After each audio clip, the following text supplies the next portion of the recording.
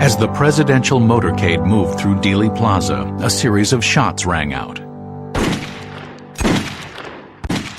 In a matter of seconds, the President of the United States was struck down. But how many shots were there? The vast majority of onlookers only heard 3, the 3 that Oswald fired. But at least 19 witnesses reported hearing 4. Could there be photographic evidence of a hidden gunman who fired that extra shot?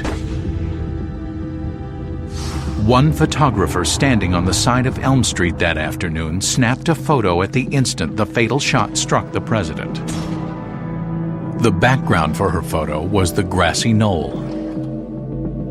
In this tiny, grainy image, produced by Marianne Mormon's Highlander 80A Polaroid camera, is what some conspiracy theorists believe is the smoking gun, literally. At first glance, the shadows and shapes of the Grassy Knoll reveal nothing more than trees and a fence. But upon closer examination, in an area just above and behind a wall, some researchers have found the foggy image of a man who appears to be firing a gun. About 16 feet north of the southeast corner of that stockade fence, they see some guy, they say, with a uniform on, and he has a badge. JFK, and why? Big Two has always been dedicated to bringing you the truth, and we've come across some startling information on the assassination of our president. We've spent countless hours researching that information, and now we want to share what we found with you. Beginning tonight and over the next few weeks, we'll take you along on our search for the truth. Who killed JFK? You be the judge as we begin our series of exclusive reports, JFK, the West Texas Connection. Almost 3 years since Ricky White of Midland stood up in a room full of reporters at the JFK Assassination Center in Dallas. He had a story to tell, a revelation that would not only lead every TV newscast in Dallas that evening in August of 1990, but would be the attention-grabbing headlines in newspapers the next day. Ricky White made a startling announcement that would pique interest across the country, that his father was involved in the death of President John F. Kennedy. As cameras clicked away, he told his story, that his father, Roscoe Anthony White, was a CIA operative, posing as a Dallas policeman, and was one of 3 gunmen that fateful day when the president's motorcade passed through Dealey Plaza in Dallas.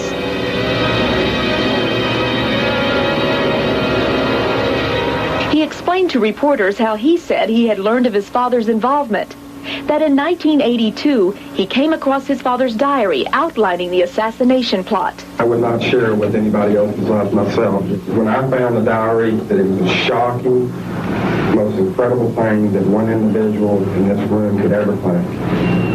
Because this guy never gave the impression of being a bad guy. Ricky said all of his information came out of his father's diary, a diary that he says had disappeared from his home after Midland FBI agents looked at it. What I heard today does provide, in some instances, plausible sounding answers to some of those questions, and I think it bears further closer look. And though Ricky had researchers backing him up on his story, including those with the JFK Assassination Information Center in Dallas, there were others who were skeptical. There's too many people like Gary Mack and Dave Perry that are out there destroying the last great. They're researchers, because they've made big deals out of, well, Ricky, did you graduate from high school? Even in a big auditorium, stand up and say you're literate. This appearance on Inside Edition was just one of several Ricky would make after coming forward with his story.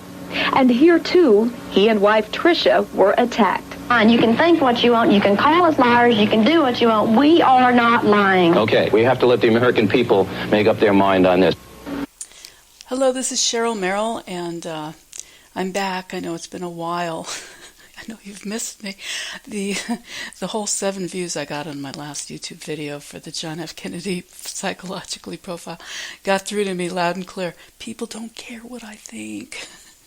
But, I just have to get it out because for me it's important. I studied in 92. I just want to put out my 2 cents on it, okay? I've spent a lot of time. It's part of my life. He was the first. Well, Eisenhower was the first president when I was born, but a year later than President Kennedy took over.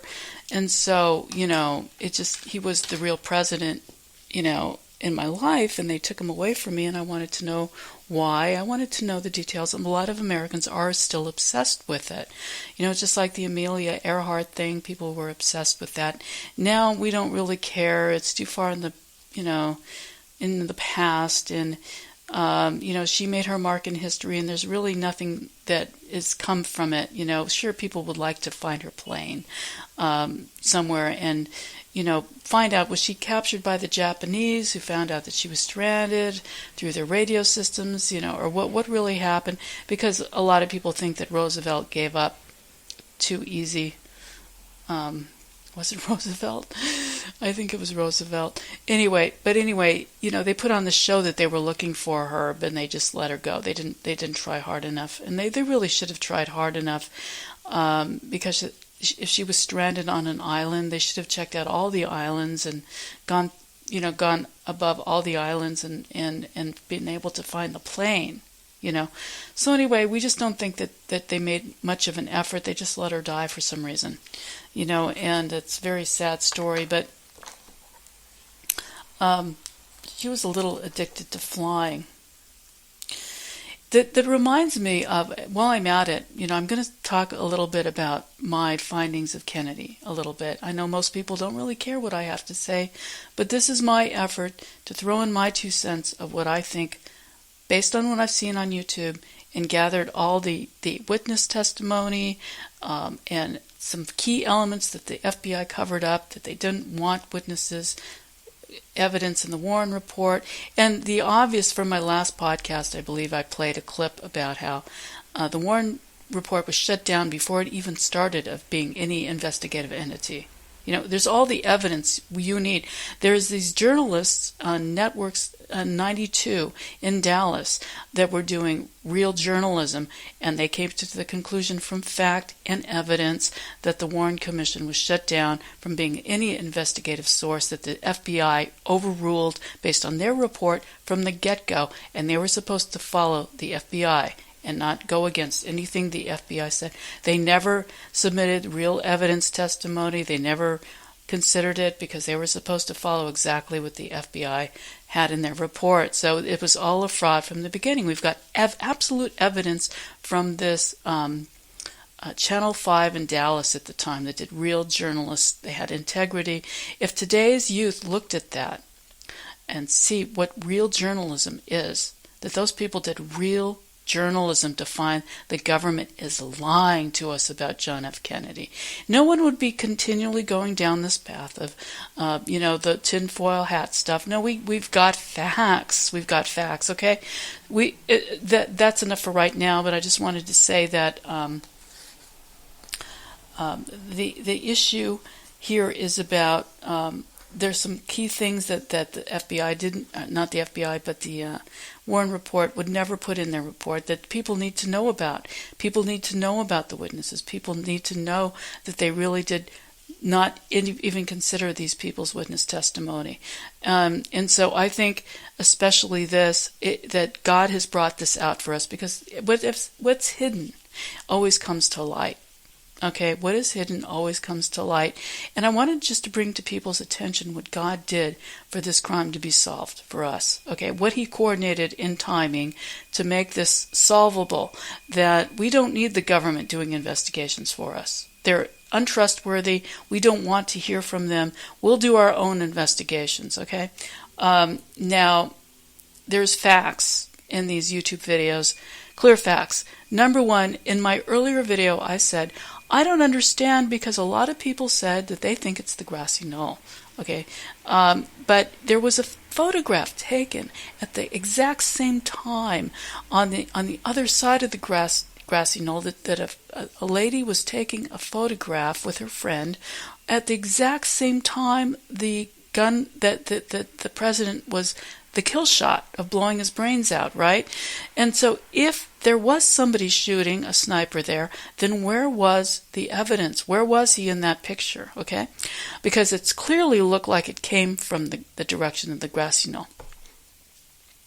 And so I said that, and then I found the answer right after I said that. I looked and I found some evidence of the snipers. There was a picture taken of him. You just had to zoom in to the photograph like we do today so easily. Back then it wasn't so easy to zoom in on something that you see.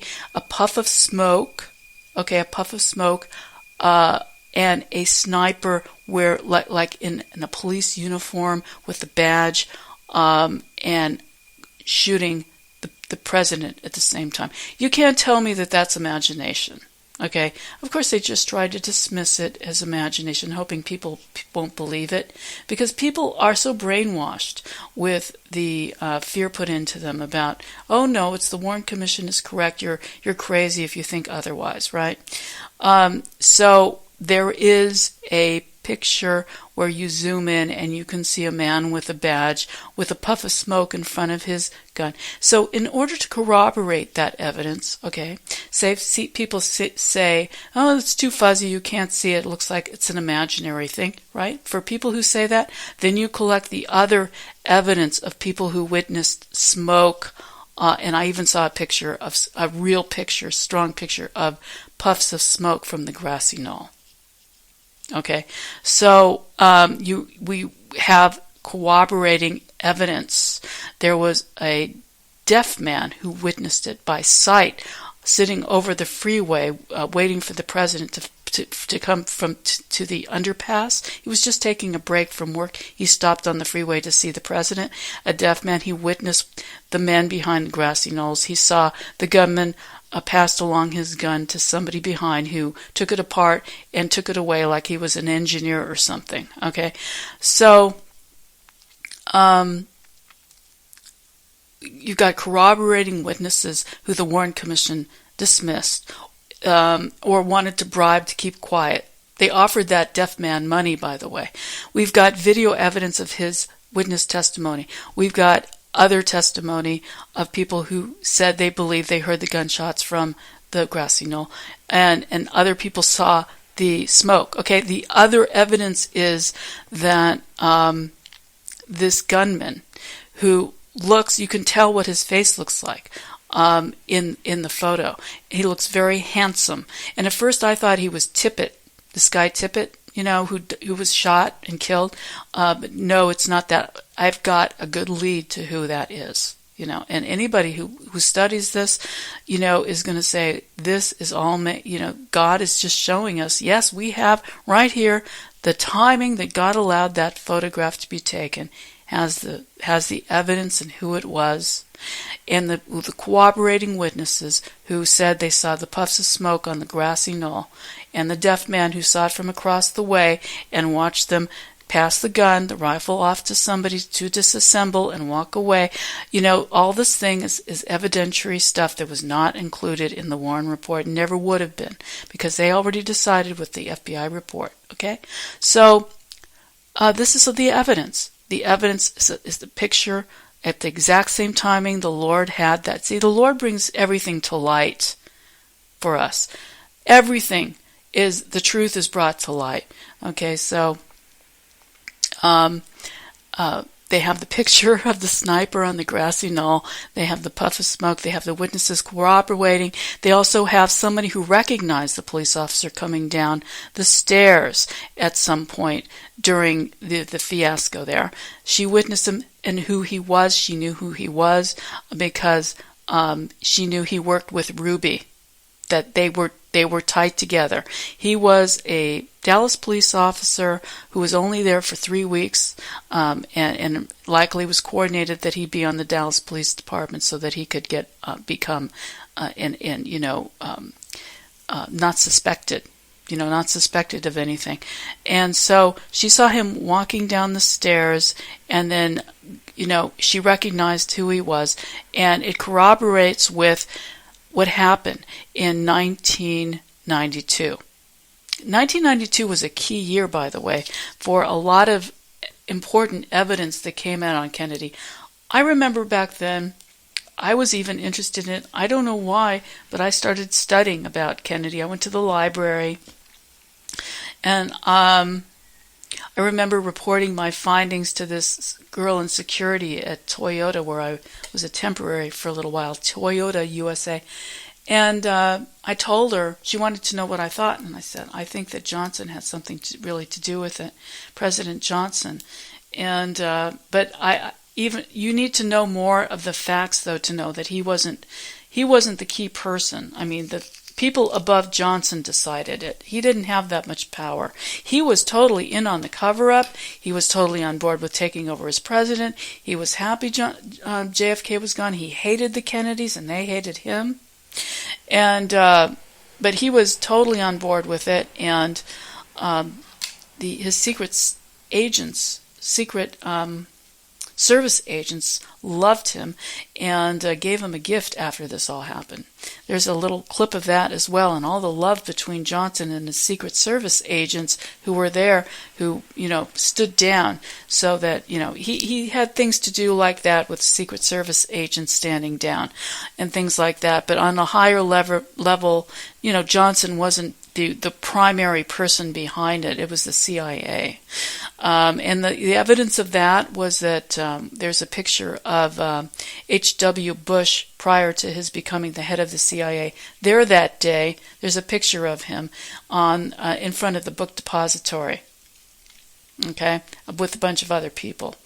So this is just more evidence. I'm just building up the evidence here that I've observed, and I believe that it was Hubert,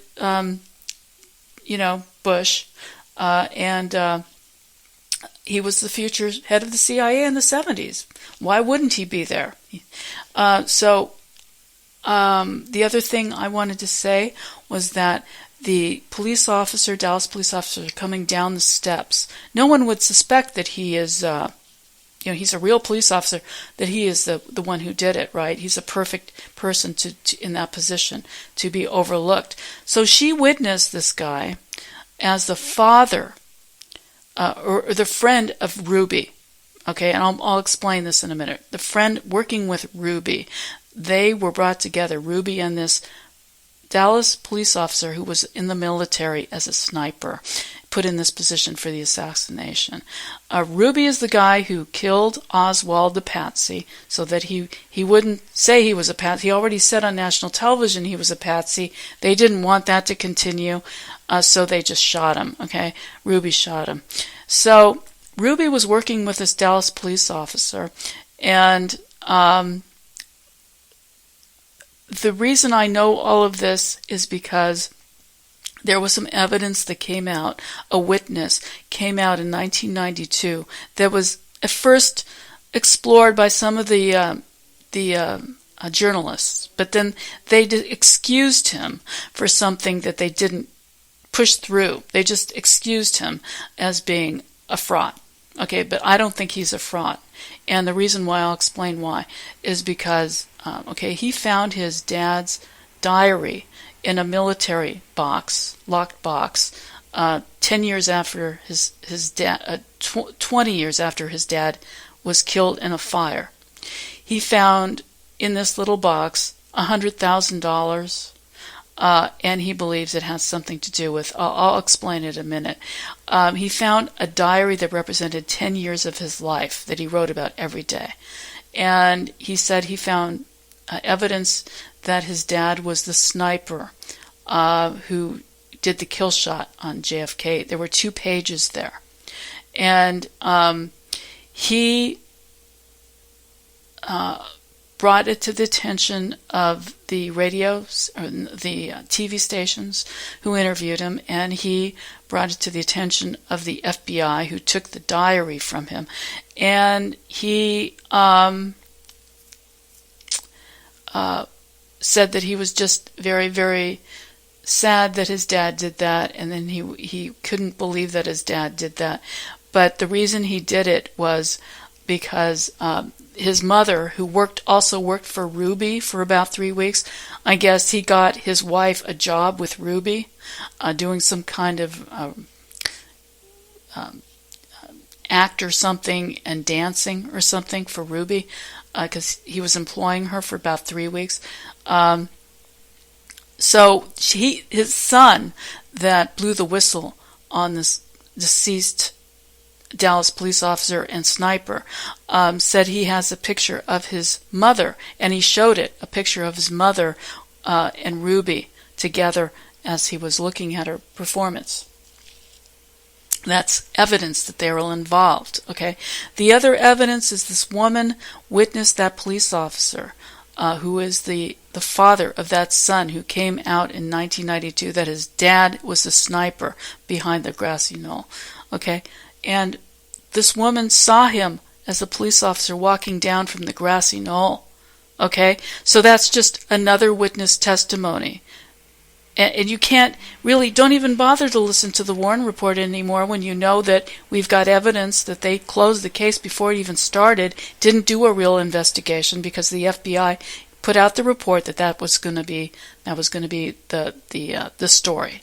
Okay, so I don't even care about the Warren Commission. They didn't do an investigation, and they admitted it. They have transcripts that a court reporter put in from the phone calls, or not from over. They had a recording of their discussion about how the FBI shut them down early on, and so there was a transcriber who put that in transcription, and they thought that it was destroyed. The transcription was destroyed, but it wasn't, and they were able to find it through the transcriber's billing. And they got the transcription, and what they were talking about was how the FBI shut them down with their report, and it was already over. They couldn't really do anything. They couldn't counter what they couldn't be against the FBI.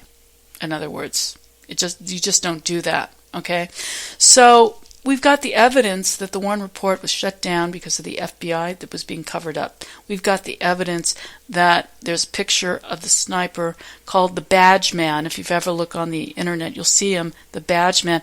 And that face that they have, the little amount of face you can see, looks just like the handsome man, the Dallas police officer and former military officer. Looks just like him, a handsome man. And so all these things together, you have witness testimony of the woman who recognized that guy as Ruby's friend, the police officer who was Ruby's friend.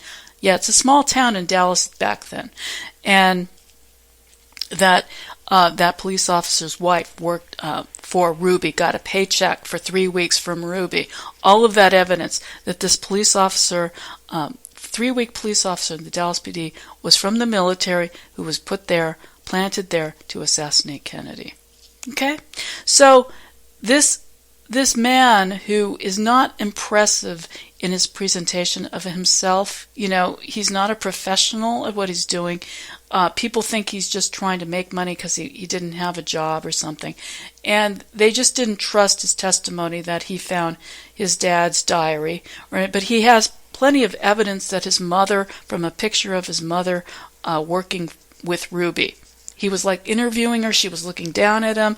They got evidence of Ruby being involved with him. If that's not enough evidence that he's involved with Ruby, okay, that he was a real police officer on the Dallas PD, and he was number one in his graduating class with the training of the academy. If that doesn't tell you enough, I don't know what. It's not like he's just coming out of the blue, this son of his. Whose son would do that to his dad's legacy? He respected his dad. And why would he want to ruin his dad's legacy making up some crazy story like this? It just doesn't make any sense. He's embarrassed that his dad shot John F. Kennedy. He's not proud of that. He was horrified. So, it takes a lot. It's not only will you get smacked down by people who love John F. Kennedy, but you'll get smacked down by the other people who don't want the conspiracy to be exposed. I know that young man at the time in 1992 was risking his life, to get this information out. He was so ashamed of what his dad did. So anyway, his dad died in a fire. 95% burns on his body in 1972. And so he found his diary in a box 20 years later, and the press, interviewed him a few times, and then they just said, we don't believe this, or whatever. But they didn't push through hard enough to get to the bottom of it. I mean, if you can prove your mother worked for Ruby, and this man was really a police officer for 3 weeks, and he was in the military, I mean, come on. He's telling you that his dad was the one who did it. You have a picture of him on the Grassy Knoll now from the lady who took it from across the street. You know that the Warren Commission was shut down by the FBI with its report that they never really investigated. You know that every single witness that said the FBI interviewed me but did not include it in the Warren report. So I'm just saying that this is all evidence. It's all solid evidence that there was a man. We have the picture of him. God coordinated this on the timeline to show everybody, look, this is what happened. This is very simple. This is not as complex as people are making it out to be. Very, very simple. There was this, there's probably another shooter involved somewhere, but it wasn't Oswald. They've already shown there were 2 women in the stairwell at that time in the stairwell as witnesses. The Warren report also didn't report them at all, who said that Oswald did not come down that stairwell at that time. Okay? There are pictures of the book depository windows at the time of not the exact time of the shooting, but in the approximate time. Like, in other words, not the exact time, but they have pictures and video footage of the book depository. And it doesn't show Oswald or the window even open. Okay, and wherever the floor was, it doesn't show Oswald there. So you've got two witnesses here of people who took the video of the book depository, and the two women who were in the stairwell where Oswald was supposed to come down after he shot Kennedy, and they said they didn't see Oswald did not come down those stairs. There you got witnesses right there. Would have been completely set free of the accusations with those witness testimony. Okay? So I'm saying that now, with that said, I think for me, I'm satisfied with that information and the witnesses that this is definitely something that Oswald did not do. He was being honest when he said he was a patsy. They shot him to shut him up, and Ruby was involved. And that Johnson is definitely part of the cover-up. That Johnson was totally on board with the assassination and knew that he was going to be assassinated that day. He wasn't surprised. He wasn't shocked. He did. I'm just saying Johnson was part of it. That there were a lot of people who were involved in the what was going on.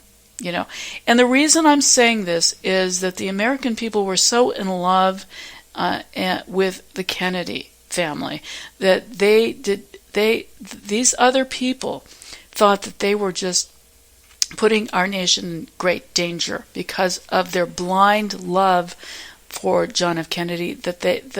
His enemies, the people, who were seeing from another observation that the people could not. They could not understand how anyone could hate that man. They did not understand from their point of view, the danger that John F. Kennedy posed the nation. The nuclear war possibility with Khrushchev, the naivety of John F. Kennedy falling for what the military told him there was a setup, things like that, people losing their lives. And they're knowing his background, like I said in the last podcast, that he didn't graduate high school, more than 64 in 123 classmates. He was just like a mediocre student, and his rich dad likely bought off his grades. Okay? I'm just saying that's what they did. That's what they did for George W. Bush, for all these guys who seem like they're very gifted students. They're not. They're bought off by their parents. They're bought off for thousands, if not millions of dollars, some of them, by their parents, and the schools go for it.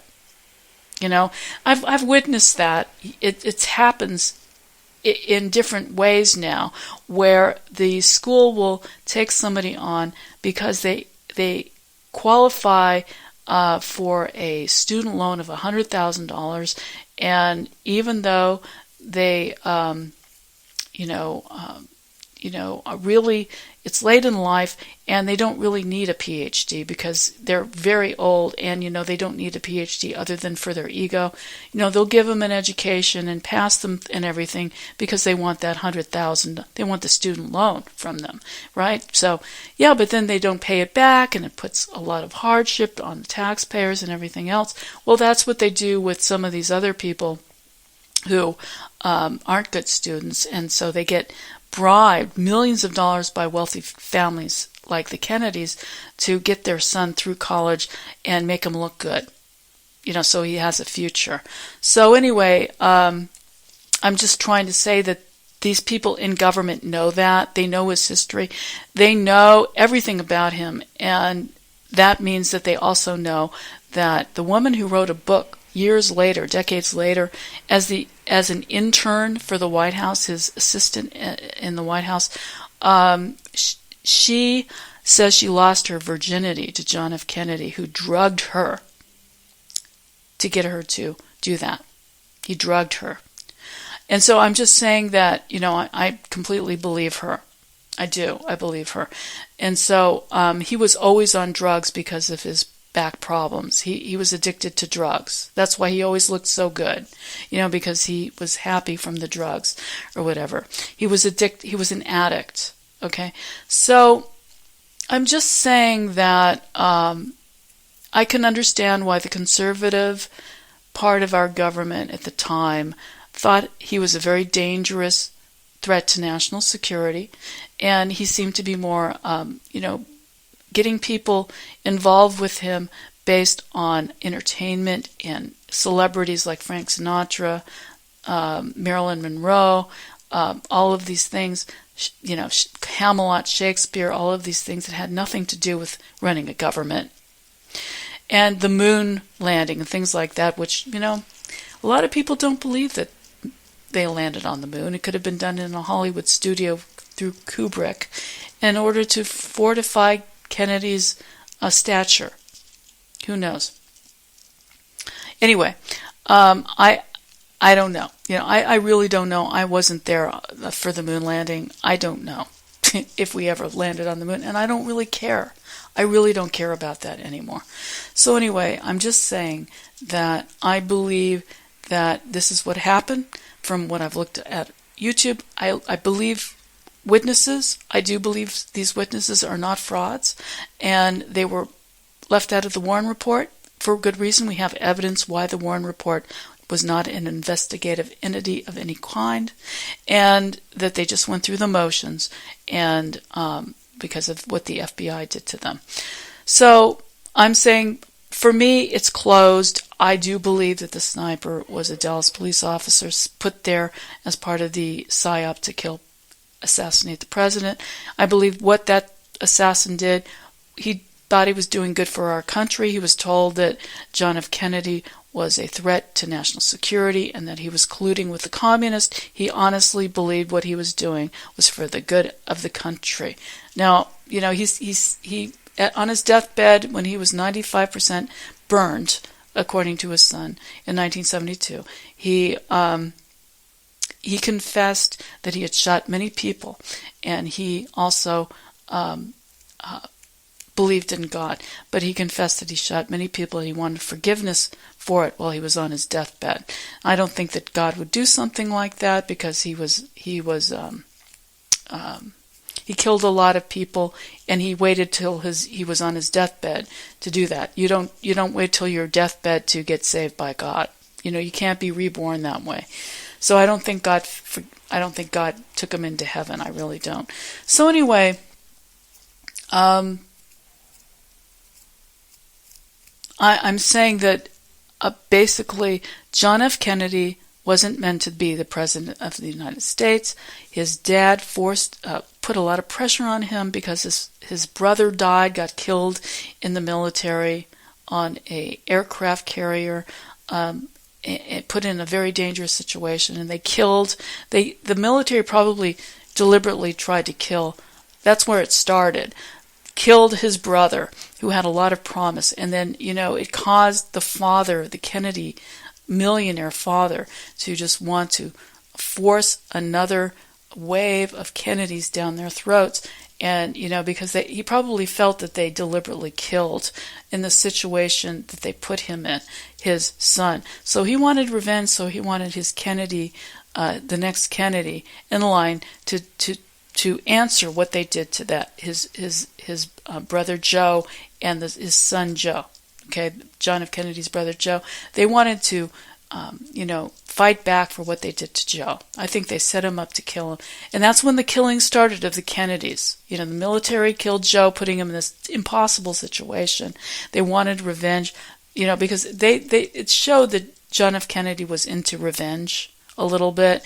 They were vengeful to a certain extent. When they failed something like that, they wanted revenge. So they're going to answer. They're not going to just, lay down and let the Kennedy name be ruined, or not that, but they're fighters. They're going to rise again. That's why Robert F. Kennedy rose again, to answer to it. They just don't have any more Kennedys to rise up. They have one left, one strong one left, and that's Robert F. Kennedy Jr., who once again is being rolled out about the vaccination industry and other things as well. So I'm saying that John F. Kennedy was and as I said in my last podcast, he should have never been president. He didn't win the election. It was stolen through money and through the mob. I haven't researched that. I've heard rumors about how they used the mob to help elect John F. Kennedy. I don't know if that's true or not. I don't know. But I do know that the father had something to do with stealing the election from Nixon. He had a lot of money. Okay, so I think Kennedy barely won the election, but it was enough. But he stole the election, and he wasn't qualified to be president. And so, I'm saying that the government, just like Trump, did not ever accept John F. Kennedy to be their leader. He was too naive, and he was more of an entertainer and somebody who was relying on props. He didn't really belong in the government.